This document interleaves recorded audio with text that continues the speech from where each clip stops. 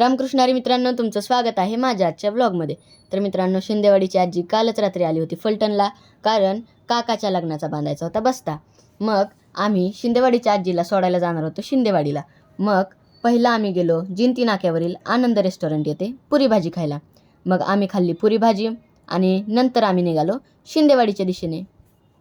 मग आम्ही शिंदेवाडीमधील मच्छिंद्रनाथाचं दर्शन घेतलं आणि दर्शन घेऊन झाल्यानंतर आम्ही गेलो शिंदेवाडीच्या आजीच्या घरी.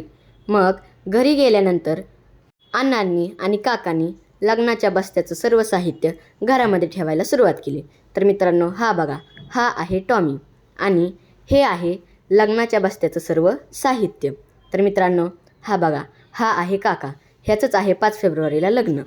मग नंतर मी रोहित काकाच्या लग्नाची पत्रिका बघायला सुरुवात केली आणि पाहतो तर काय, त्या पत्रिकेत आम्हा सर्व लहान मुलांचं देखील नाव लिहिलेलं होतं. मग काका म्हणला, चल आता आपल्याला बाबांना आणायला शेतात जायचे. मग मी काकासोबत गेलो बाबांना आणायला शेतामध्ये.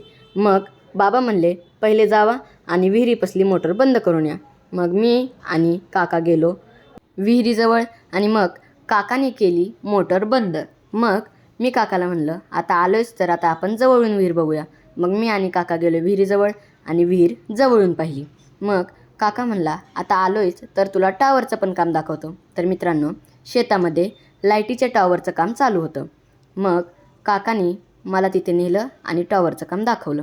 मग मी गेलो बाबांपाशी आणि बघितलं तर बाबांच्या चालू होत्या शेवग्याच्या शेंग तोडायच्या.